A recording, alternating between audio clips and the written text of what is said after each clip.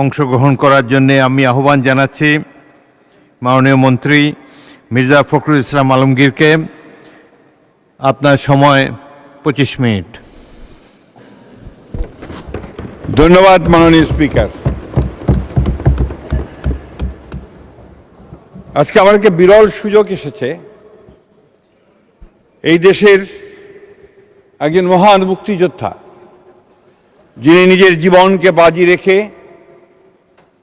সারা দেশে যখন পাক হানাদার বাহিনী গণহত্যা চালাচ্ছিল, সেই সময় স্বাধীনতার ঘোষক শহীদ প্রেসিডেন্ট জিয়াউর রহমানের স্বাধীনতার ঘোষণা শুনে যিনি যুদ্ধে ঝাঁপিয়ে পড়েছিলেন, যিনি সেই সময় সেই বাংলাদেশি সেনাদেরকে সঙ্গে নিয়ে সমস্ত বাধা বিপত্তি উপেক্ষা করে তিনি যুদ্ধে নেমে গিয়েছিলেন।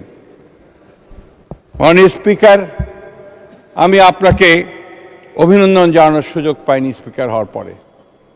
আমরা অত্যন্ত গর্ববোধ করি আজকে এই হাউসে, এই পার্লামেন্টে, যে আমাদের স্পিকার আসনে আজকে এমন একজন বসেছেন যিনি আমাদের অস্তিত্বের সঙ্গে, আমাদের সত্তার সঙ্গে, আমাদের চিন্তার সঙ্গে জড়িত হয়ে আছেন। তিনি হচ্ছেন আমাদের বীর মুক্তিযোদ্ধা মেজর হাফিজ। আমি আপনাকে অভিনন্দন জানাতে চাই এই জন্য আরও, যে আপনি হচ্ছেন সেই ব্যক্তি যিনি শুধু যুদ্ধই করেননি, যুদ্ধ করে দেশ স্বাধীন করেছেন, এরপরে বাংলাদেশের রাজনীতিতে যুক্ত হয়ে সাতবার জয়ী হয়ে এই পার্লামেন্টে এসেছেন। আমি আপনাকে অভিনন্দন জানাতে চাই। আমি আপনাকে অভিনন্দন জানাতে এই জন্যে যে এই দেশে যারা রাজনীতি নয় বা অন্য কিছুর সঙ্গে নয়, খেলাধুলার সঙ্গে জড়িত, তাদের মধ্যে আপনি একজন আইকন হয়ে আছেন। কারণ আপনি হচ্ছেন সেই ব্যক্তি যিনি পাকিস্তান আমলে ফুটবলের নেতৃত্ব দিয়েছিলেন বাংলাদেশ তৎকালীন পাকিস্তান সেনাবাহিনীর, যিনি পরবর্তীকালে বাংলাদেশ ফুটবল বাহিনীর আপনি নেতৃত্ব দিয়েছিলেন। আপনি হচ্ছেন সেই নেতা, আপনি হচ্ছেন সেই স্পিকার যিনি আজকে এই মহান পার্লামেন্টে, যখন একটা গণ অভ্যুত্থানের পরে, যখন একটা সর্বনাশের পরে এই পার্লামেন্ট যখন একটা নতুন স্বপ্ন নিয়ে এসে উপস্থিত হয়েছে, এই পার্লামেন্টে যখন আমরা যারা বয়োবৃদ্ধ, যারা আমরা নতুনকে বরণ করে যে তৈরি হয়ে এসেছি, যখন আমাদের নাহিদ সাহেবের মতো মানুষেরা, হাসনাতের মতো মানুষেরা আজকে এসছেন, যাদেরকে দেখে আমরা নতুন স্বপ্ন দেখছি, তাদেরকে আপনি নতুন পথ দেখাবেন, সেই পার্লামেন্টের স্পিকারের দায়িত্ব আপনি নিয়েছেন। আপনাকে সেই জন্য আমি অভিনন্দন জানাচ্ছি। আমি অত্যন্ত দুঃখের সঙ্গে ভারাক্রান্ত হৃদয়ে আমি স্মরণ করছি আপনার সহধর্মিণী, আমাদের অত্যন্ত শ্রদ্ধেয় শিক্ষাবিদ বেগম দিলারার কথা, দিলারা হাফিজের কথা। এই জন্য না যে তিনি আপনার সহধর্মিণী ছিলেন, এই জন্য আমরা বেশি করে যে তিনি আমার সহপাঠী ছিলেন। আমরা দেখেছি যে একজন মহিয়সী মহিলা কীভাবে শিক্ষা নড়ে গেছিলেন, কীভাবে শিক্ষার আলো তিনি ছড়িয়ে গেছেন। মাননীয় স্পিকার, আমি যখন আপনার সামনে বক্তব্য দেওয়ার জন্য দাঁড়িয়েছি, আমি খুব চিন্তিত এই জন্য যে আমাদের সালাউদ্দিন সাহেব, আমাদের কালিগ, আমাদের স্বরাষ্ট্রমন্ত্রী মহোদয়, তিনি যে বক্তব্য রেখেছেন, সেই বক্তব্যের পরে বক্তব্য রাখা যে কোনো পার্লামেন্টারিয়ানের পক্ষেই খুব কঠিন ব্যাপার। তারপরেও আমি আশা করি যে আমি যেটা বলতে চাই সেটা আপনাদের সামনে আমি তুলে ধরার চেষ্টা করব। মাননীয় স্পিকার, এখানে সালাউদ্দিন সাহেব বসেছেন, তারপর আবার আমি বলেছেন, আবারও বলতে চাই যে আমাদের অভিযোগ উঠেছে আমাদের বিরুদ্ধে।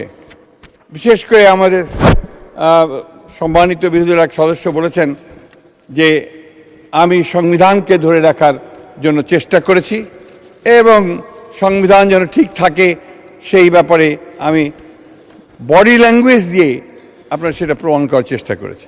হ্যাঁ, করেছি মাননীয় স্পিকার, কারণ এই সংবিধান আমাদের অস্তিত্বের সঙ্গে জড়িত, এই সংবিধান আমাদের আবেগের সঙ্গে জড়িত। এই সংবিধান 1971 সালে লক্ষ লক্ষ শহীদের রক্তে সঙ্গে জড়িত। মাননীয় স্পিকার, মাননীয় স্পিকার, এই সংবিধানের অনেকগুলো আর্টিকেল আছে, অনেকগুলো অধ্যায় আছে যেগুলো বারবার পরিবর্তন হয়েছে এবং এই সংবিধানকে কেটে ছেটে বলা যেতে পারে একটা ছেঁড়া পাতায় পরিণত করা হয়েছে। তারপরেও মাননীয় স্পিকার, এই সংবিধান আমাদের সংবিধান। এই সংবিধানের জন্য আমরা যুদ্ধ করেছি, লড়াই করেছি, একটা স্বাধীন বাংলাদেশের সংবিধান এটা। মাননীয় স্পিকার, অত্যন্ত সত্য কথা বলেছেন সালাউদ্দিন সাহেব যে আজকে রাষ্ট্রপতির ব্যাপারে আমরা কথা বলছি। রাষ্ট্রপতি যেই হন না কেন, তিনি একটা ইনস্টিটিউশন, কোনো ব্যক্তি নয়, একটা প্রতিষ্ঠান। সেই প্রতিষ্ঠানকেই আমরা রক্ষা করেছি আমাদের প্রয়োজনে। কারণ 5ই আগস্টের পরে যদি এই রাষ্ট্রপতি না থাকতেন তাহলে এই রাষ্ট্রে একটা অরাজকতা, একটা নৈরাজ্য সৃষ্টি হতো, যে নৈরাজ্যের জন্য হয়তো আমরা সেই দেশকে সেই সময়ে আমাদের জাতিকে আমরা রক্ষা করতে পারতাম কিনা সেটা সন্দেহ আছে। মাননীয় স্পিকার, মাননীয় স্পিকার, আমাদের আজকে এখানে অনেকগুলো প্রশ্ন এসছে, আমি সেই কথাগুলো কিছুটা উত্তর দিতে চাই, বিশেষ করে আমার নাম যেখানে সবখানে এসছে। আপনি জানেন, আপনিও তার একজন সাক্ষী, যে দীর্ঘ 15 বছর আমরা ফ্যাসিস্টদের বিরুদ্ধে লড়াই করেছি, সংগ্রাম করেছি। আমাদের এই ফ্যাসিস্টদের বিরুদ্ধে লড়াইয়ে আমাদের দেশনেত্রী বেগম খালেদা জিয়া বেশিরভাগ সময় কারান্তরীণ ছিলেন। আমাদের নেতা, তাকে মিথ্যা মামলায় জড়িয়ে নির্বাসিত অবস্থায় তাকে বিদেশে থাকতে হয়েছে। আমাদের 60 লক্ষ মানুষের বিরুদ্ধে মিথ্যা মামলা হয়েছে। 20,000 মতো আমাদের নেতা কর্মীকে হত্যা করা হয়েছে। আমাদের ইলিয়াস আলী, পারভেজ, হিরু, এই সংসদ সদস্য সহ প্রায় 1700 নেতা কর্মীকে গুম করে দেওয়া হয়েছে। মানুষের স্পিকার, এখনো যখন আমাদের সেই তপু, সেই ছোট্ট মেয়েটা, সে যখন ওই মায়ের ডাকে এসে দাঁড়ায় এবং সে যখন বলে যে আমি আমার বাবার সঙ্গে ঈদ করতে যেতে চাই, তখন আমাদের কারোরই পক্ষে চোখে পানি রাখা সম্ভব হয় না। মাননীয় স্পিকার, মাননীয় স্পিকার, আমি যখন দেখতাম আমার গাড়ি থেমে গেলে আমার গাড়ির পাশে সেই সময়ে আমাদের তরুণ যুবকরা এসে হাজারি হতো, বলতো যে আমি অমুকখানে ছাত্রদল করতাম, আমি ওখানে যুবদল করতাম, আমি ওখান থেকে পালিয়ে চলে এসেছি, এখন এখানে আমি হকারের কাজ করছি। অনেকে রিক্সা চালাতো, অনেকে বাড়িতে সেই সময় দারোয়ানের কাজ করতো। মাননীয় স্পিকার, মাননীয় স্পিকার, আমরা দেখেছি এই মামলাগুলো যখন হতো এবং পুলিশরা যখন রেইড করত, আমাদের সেই গ্রামগুলোতে গ্রামের মানুষ, মহিলারা ছুটে বেরিয়ে ধান খেতে চলে যেত। শীতের সময়ে তারা সেই ধান খেতে আশ্রয় নিত অথবা গাছে আশ্রয় নিত। এইরকম চরম অত্যাচার, নির্যাতন আমরা দেখেছি। মাননীয় স্পিকার, আমরা দেখেছি যে আমাদের নেতা কর্মীদেরকে কারাগারে নিয়ে গিয়ে, ডিবিতে নিয়ে গিয়ে কি নির্মম অত্যাচার, নির্যাতন করা হয়েছে। আমরা দেখেছি যে যারা স্ট্যাটাস দিয়েছে সোশ্যাল মিডিয়াতে, কথা লিখেছে, যারা জিয়া সাইবার ফোর্স নাম দিয়ে যারা তখন লিখত, তাদের কিভাবে তুলে নিয়ে গিয়ে নির্মম অত্যাচার করে হাতের নখ, পায়ের নখ তুলে ফেলে দিয়ে তাদেরকে ছুঁড়ে ফেলে দেওয়া হয়েছে অন্ধকারের মধ্যে। আমরা দেখেছি কিভাবে এই আয়নাঘরের মধ্যে আমাদের সহকর্মী, ওনাদের ছেলে, ওনাদের ভাই, তাদেরকে নিয়ে গিয়ে গুম করে আটক করে রাখা হয়েছে। বহুদিন ধরে আমরা তাদের খবর পাইনি। মাননীয় স্পিকার, সেই জন্য একদিকে যেমন ওই 1971 সাল আমাদের চিন্তায়, আমাদের মননে, আমাদের অস্তিত্বে, আমাদের মজ্জায়, ঠিক একইভাবে এই 15 বছরের লম্বা ইতিহাস, ফ্যাসিবাদের বিরুদ্ধে যুদ্ধের ইতিহাস, সংগ্রামের ইতিহাস এবং জুলাইয়ের ছাত্র জনতার অভ্যুত্থান ইতিহাস, এটা আমাদের বুকেই আমরা ধারণ করি। মাননীয় স্পিকার, এটা এই দেশের সব মানুষই ধারণ করে। মাননীয় স্পিকার, কিন্তু যখন এই কথাগুলো, এই বিষয়গুলো নিয়ে কোনো কটাক্ষ করা হয়, তখন তো অবশ্যই মাননীয় স্পিকার আমরাও কষ্ট পাই। তখন আমাদের এই লাখো মানুষ যারা সংগ্রাম করেছে, লড়াই করেছে, তারাও কিন্তু মাননীয় স্পিকার একইভাবে কষ্ট পায়। আমাদের একজন বন্ধু বলেছেন যে 1900 সালটা হচ্ছে আপনি আসার আগে, অর্থাৎ আপনার লন্ডনে যে সভা হলো, যে ঐতিহাসিক বৈঠক আমাদের চেয়ারম্যান এবং তৎকালীন প্রধান উপদেষ্টার সঙ্গে সেই বৈঠক সম্পর্কে তারা বিদ্রূপ করে কটাক্ষ করে বলেছেন সেখানে নাকি আপনার কি একটা ষড়যন্ত্র চক্রান্ত হয়েছে, যার ফলে আজকে বিএনপি এই পার্লামেন্টে মেজরিটি নিয়ে বসে আছে। অত্যন্ত দুঃখজনক। আমি তীব্র নিন্দা জানাই মাননীয় স্পিকার। এই ধরনের কথা কখনোই গ্রহণযোগ্য হতে পারে না। ওই লন্ডন বৈঠক হয়েছিল বলেই মাননীয় স্পিকার আজকে আমরা এখানে সবাই, কারণ ওই লন্ডন বৈঠকেই নির্বাচনের তারিখ ঠিক হয়েছিল। ওই লন্ডনের বৈঠকেই প্রধান উপদেষ্টা রাজি হয়েছিলেন যে দ্রুত ফেব্রুয়ারির মধ্যে এটি নির্বাচন দেবেন। এটাই হচ্ছে বাস্তবতা মাননীয় স্পিকার। এটাও আমাদেরকে সকলকে স্বীকার করে নিতে হবে। মাননীয় স্পিকার, আমি বয়স্ক মানুষ, আমরা 80-র দশকের 70 দশকের মানুষ। 70 দশক আমরা দেখেছি। আমরা দীর্ঘ সংগ্রাম করেছি, লড়াই করেছি বাংলাদেশের স্বাধিকারের জন্য। আমরা সংগ্রাম করেছি বা তৎকালীন পূর্ব পাকিস্তানের বিরুদ্ধে সত্যিকার অর্থে একটা স্বাধীন বাংলাদেশ নির্মাণ করবার জন্য। এটা আমরা করেছি। এবং পরবর্তীকালে যখন যুদ্ধ হয়েছে, যুদ্ধ শুরু হওয়ার আগে শহীদ প্রেসিডেন্ট জিয়া রহমানের সেই ডাকে যখন মানুষ ঝাঁপিয়ে পড়েছে, তখন সেই যুদ্ধে আমরাও সবাই গিয়ে ঝাঁপিয়ে পড়েছিলাম মাননীয় স্পিকার। মাননীয় স্পিকার, সেই 71কে নিয়ে যদি কেউ কটাক্ষ করে, সেই 71কে কেউ যদি খাটো করার চেষ্টা করে, তখন সেটা আমাদের পক্ষে মেনে নেওয়া খুব কঠিন হয় মাননীয় স্পিকার। সেই জন্যই আমাদের কালিগ সালাউদ্দিন সাহেব যেটা বলেছেন, 71 নিয়ে কথা আমাদের বলতেই হবে মাননীয় স্পিকার, কারণ এটা আমাদের অস্তিত্ব, এটা আমাদের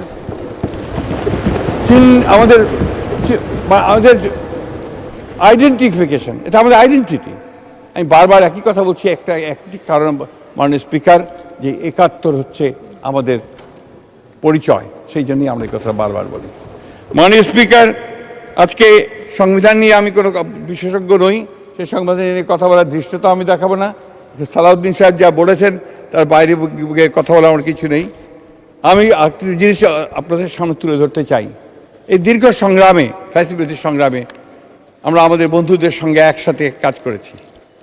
আমি অত্যন্ত কৃতজ্ঞতার সাথে স্মরণ করব যে আমরা সেই সময় যে আন্দোলনগুলো একসাথে করেছি, সেই আন্দোলনগুলোতে আমাদের অনেক নেতা আজকে এখানে আছেন, যাদের সঙ্গে আমরা কাজ করেছি। তাদেরও অনেক ক্ষতি হয়েছে, তাদের অনেকেই চলে গেছেন পৃথিবী ছেড়ে, তাদেরকে হত্যা করা হয়েছে, অনেককে আপনার ক্ষতি করা হয়েছে, এবং তাদেরকেও অনেককে দেশ ছেড়ে চলে যেতে হয়েছিল মাননীয় স্পিকার।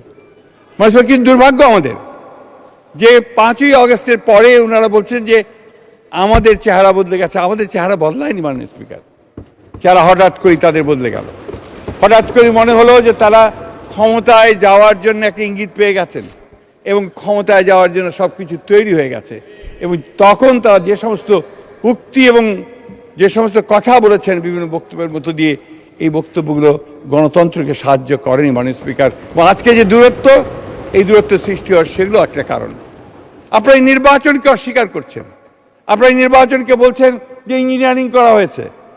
এটা কেউই মেনে নেবে না মাননীয় স্পিকার, মেনে নেয়নি, এই দেশের মানুষ সেটা মেনে নেবে না। মাননীয় স্পিকার, আমি একটা কথা বলতে চাই যে আমরা কিন্তু সবসময় স্বপ্ন দেখেছি, আমাদের দলের প্রতিষ্ঠাতা শহীদ প্রেসিডেন্ট জিয়া রহমান যে স্বপ্ন দেখতেন, সেই স্বপ্ন, অর্থাৎ বাংলাদেশকে একটা সুখী সমৃদ্ধ বাংলাদেশ হিসেবে গড়ে তোলবার।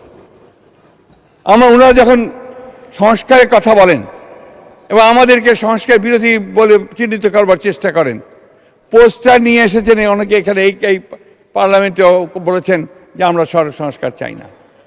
সংস্কার জনক তো আমরাই। শহীদ প্রেসিডেন্ট জিয়া রহমান প্রথম, তিনি একদলীয় শাসন ব্যবস্থা থেকে বহুদলীয় গণতন্ত্রে নিয়ে গিয়েছিলেন। শহীদ প্রেসিডেন্ট জিয়া রহমানই সেদিন বাক স্বাধীনতা দিয়েছিলেন, প্রেস ফ্রিডম দিয়েছিলেন এবং মুক্ত বাজার অর্থনীতি চালু করেছিলেন, এবং বিচার বিভাগের স্বাধীনতাকে তিনি নিশ্চিত করেছিলেন, এবং গণমাধ্যম স্বাধীনতা অবশ্যই দিয়েছিলেন। সেই সঙ্গে দেশনেত্রী বেগম খালেদা জিয়া, যিনি দীর্ঘ 9 বছর রাজপথে সংগ্রাম করেছেন, লড়াই করেছেন গণতন্ত্রের জন্য, আমাদের অধিকার আদায়ের জন্য। সেই সময়ে আমাদের বিএনপি সংগঠিত হয়েছে, অন্যান্য রাজনৈতিক দলগুলো সংগঠিত হয়েছে, কিন্তু নেতৃত্ব দিয়েছেন সেই মহিষী মহিলা, যিনি 1971 সালেও যখন তার প্রিয়তম স্বামী তাদেরকে রেখে এই আমার পাশে বসে আছেন আমার নেতা, যখন তিনি শিশু, তার ছোট ভাই তাদেরকে রেখে তিনি যখন যুদ্ধে চলে গেছেন স্বাধীনতার ঘোষণা করে, তখন তাদেরকে নিয়ে তিনি সেই সময় 2 হাত ধরে তিনি সামনে এগিয়ে গেছেন। সেই সময়ের একটা ঘটনা বলি মাননীয় স্পিকার, যে ওই সময়ে যখন আপনার চলে গেলেন, পাক হানাদার বাহিনী যখন বাঙালি সেনাদের কাছ থেকে অস্ত্র নেওয়ার জন্য ছুটে এসেছিল, কোট খুলে দিতে চাবি চেয়েছিল, তখন একজন হাবিলদার ছুটে এসেছিল দেশনেত্রী বেগম খালেদা জিয়ার কাছে তার বাংলায়, যে আমি এখন কি করব, স্যার তো নেই, এখন এই চাবি আমি দেবো কিনা। তিনি বলেছিলেন, তোমাদের স্যার না আসা পর্যন্ত তুমি এই চাবি কখনই হস্তান্তর করবে না। এবং তখনই সেদিন থেকেই তিনি কিন্তু মাননীয় স্পিকার, আমি তাকে সবসময় বলি যে তিনি ছিলেন প্রথম নারী মুক্তিযোদ্ধা, আর সেই কারণে তিনি সেই নারী মুক্তিযোদ্ধা। এবং পরবর্তীকালে এই 2 শিশুর হাত ধরে তিনি বোরখা পরে স্টিমারে করে তিনি ঢাকাতে এসেছিলেন। তার কিছুদিন পরেই তিনি গ্রেফতার হয়ে গিয়েছিলেন। তাকে 16ই ডিসেম্বর পর্যন্ত এই সেনানিবাসে আটক করে রাখা হয়েছিল। মাননীয় স্পিকার, সারাটা জীবন এই মহিলার সংগ্রাম করতে করতে গেছে মানুষ। মাননীয় স্পিকার, যে 3.5 বছর 4 বছর শহীদ প্রেসিডেন্ট জিয়া রহমান রাষ্ট্রপতি ছিলেন, সেই কয়েকটা বছর হয়তো একটু শান্তিতে ছিলেন, তারপর তাকে নির্মমভাবে হত্যা করার পর আবার সেই দেশনেত্রী বেগম খালেদা জিয়াকেই সেই পতাকা তুলে ধরতে হয়েছে। পতাকাটা কিসের? পতাকা হচ্ছে স্বাধীনতার, পতাকা হচ্ছে গণতন্ত্রের, পতাকা হচ্ছে বাংলাদেশের সার্বভৌমত্বের পতাকা। সেই পতাকা তিনি ধরে দেবেন। মাননীয় স্পিকার কোনোদিন আপোষ করেননি এবং গণতন্ত্রের প্রশ্নে তার যে সংগ্রাম, সেই সংগ্রাম আমার মনে হয় যে এশিয়া উপমহাদেশে খুব কম মানুষেরই নেতারই এই সংগ্রামের সেই ইতিহাস আছে। আপনারা নিশ্চয়ই লক্ষ্য করেছেন যে দেশীয় নেত্রীকে যখন মিথ্যা মামলায় তাকে সাজা দিয়ে কারাগারে পাঠানো হচ্ছিল, তার কয়েকদিন আগেই কিন্তু তিনি লন্ডন থেকে এসেছেন। আপনার মনে আছে নিশ্চয়ই, মাননীয় সংসদ নেতা ইচ্ছা করলে যদি লন্ডনে থেকে যেতে পারতেন। তিনি জানতেন যে দেশে ফিরে গেলে তাকে কারাগারে যেতে হবে, তারপরেও তিনি এই দেশে ফিরে এসেছেন। কারণ বারবার তিনি কথা বলেছেন যে এই দেশেই আমার জন্ম, এই দেশেই আমার মরণ, আর এই দেশ ছেড়ে আমি কোথাও যাব না। যে মানুষটি সুস্থ স্বাভাবিক অবস্থায় হেঁটে গেলেন মাননীয় স্পিকার, গিয়ে কারাগারে গেলেন, সেই মানুষটি হুইল চেয়ারে করে হাসপাতালে ফেরত আসলেন 2 বছর পর। সেই মানুষটিকে আবার অসুস্থ অবস্থায় আটক করে রাখা হলো তার গৃহে বাকি 2 বছর। আমরা বারবার চেষ্টা করেছি, আমাদের উকিল সাহেবরা চেষ্টা করেছেন জামিনে তাকে মুক্ত করার জন্য। আমরা বারবার চেষ্টা করেছি বিভিন্নভাবে যে দেশনেত্রীকে কিভাবে চিকিৎসার জন্য বাইরে পাঠানো যায়। সেই ফ্যাসিস্ট হাসিনা সেটাও আমাদেরকে করতে দেননি। মাননীয় স্পিকার, আমি এই জন্য কথাগুলো বারবার করে মনে করে দিতে চাই যে অনেকে খাটো করে দেখেন বিএনপির অবদানকে, অনেকে খাটো করে দেখেন বিএনপি নেতৃত্বকে, অনেকে খাটো করে দেখেন জিয়া পরিবারকে, অথচ এই পরিবারের যে অবদান এই দেশে গণতন্ত্রকে প্রতিষ্ঠা করবার জন্য, এই দেশের স্বাধীনতা রক্ষা করবার জন্য, সার্বভৌমত্ব রক্ষা করার জন্য, এটা আর কারো আছে বলে আমার জানা নেই। মাননীয় স্পিকার, আমরা একটা কঠিন সময় অতিক্রম করছি। আমরা অনেক ত্যাগ তিতিক্ষার বিনিময়ে, অনেক রক্তপাতের মধ্য দিয়ে আমাদের ছোট ভাই, আমাদের ছেলে আবু সাইদ, ওয়াসিম এবং আরো শত শত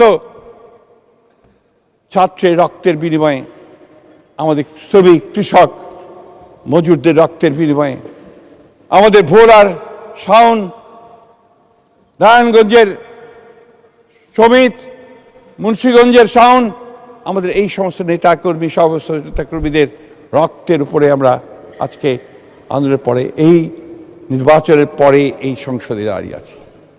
মাননীয় স্পিকার, সমগ্র দেশের মানুষ আমাদের দিকে তাকিয়ে আছে, সমগ্র দেশের মানুষ এই নেতার দিকে তাকিয়ে আছে, যিনি বাংলাদেশে এসে প্রথম যে কথাটা সকলের সামনে বলেছিলেন, আই হ্যাভ এ প্ল্যান, আমার একটা পরিকল্পনা আছে। সেই পরিকল্পনা হচ্ছে দেশকে গড়ে তোলবার পরিকল্পনা, সেই পরিকল্পনা হচ্ছে দারিদ্র্য থেকে মুক্ত হওয়ার পরিকল্পনা, সেই পরিকল্পনা হচ্ছে শিক্ষার পরিকল্পনা, সেই পরিকল্পনা হচ্ছে সকলকে স্বাস্থ্যসেবা দেওয়ার পরিকল্পনা। আজকে সেই কাজগুলো তিনি শুরু করেছেন। মাননীয় স্পিকার, এগুলো নিয়েও অনেকে কটাক্ষ করে, প্রশ্ন তোলে যে এত টাকা পাবে কোথায়। আপনারা তো দেখছেন কাজ শুরু হয়ে গেছে, এবং উনি বর্ণনাও করেছেন কিভাবে টাকা আসবে, কোত্থেকে যাবে। আজকে ফ্যামিলি কার্ড দেওয়া শুরু হয়েছে, অর্থাৎ নারীকে ক্ষমতায়িত করবার কাজ শুরু হয়েছে।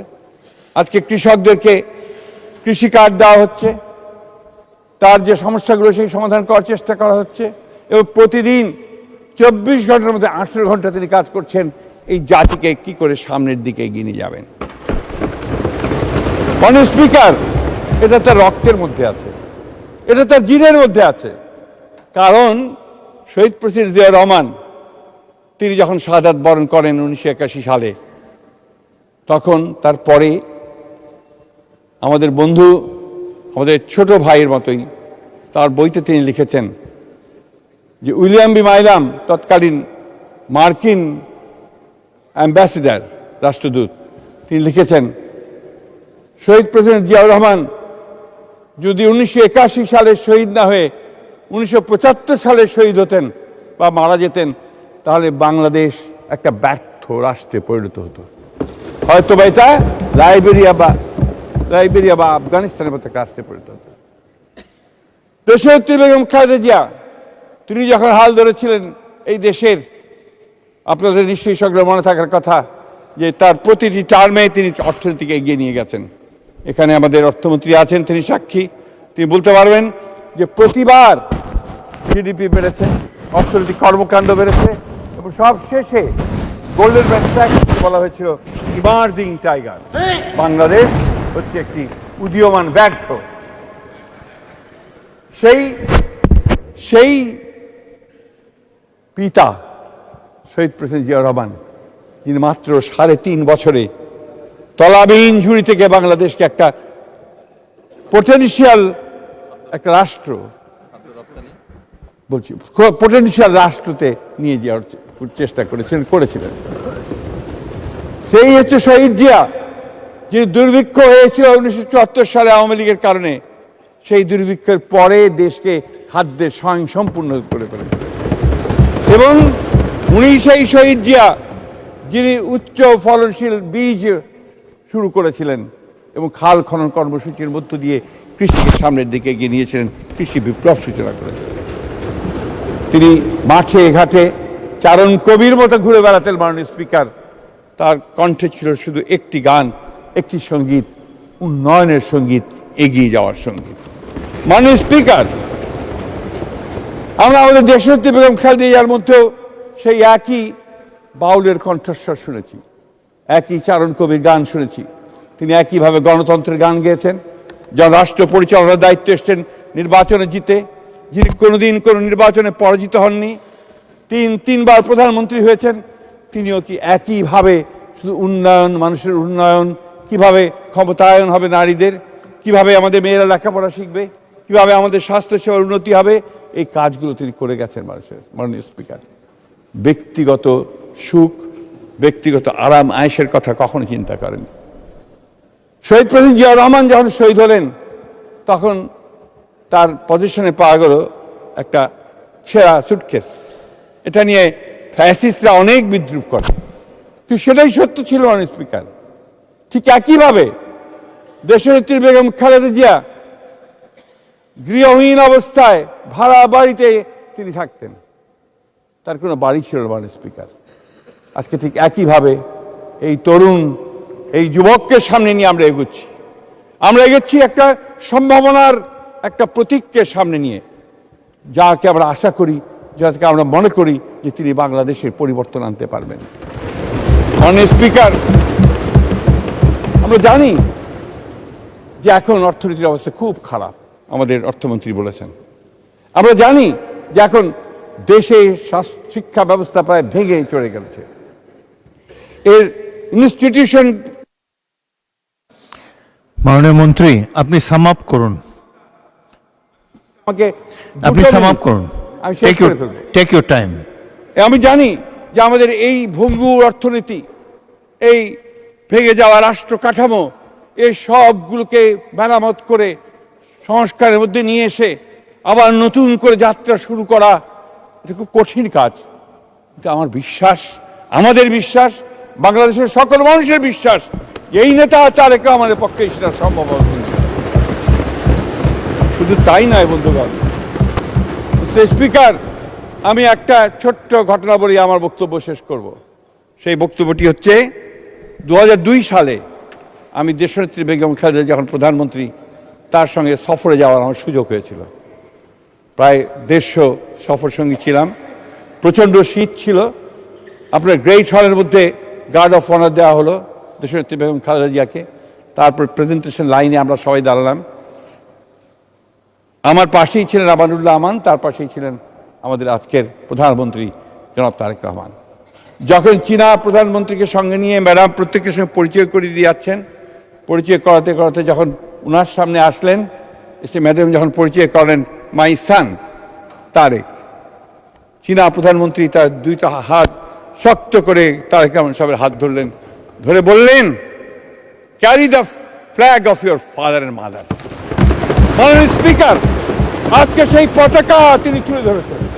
সেই পতাকা হচ্ছে স্বাধীনতার পতাকা, সেই পতাকা হচ্ছে সার্বভৌমত্বের পতাকা, সেই পতাকা হচ্ছে গণতন্ত্রের পতাকা, উন্নয়নের পতাকা। মাননীয় স্পিকার, আপনাকে অশেষ ধন্যবাদ। মাননীয় স্পিকার, আসসালামু আলাইকুম।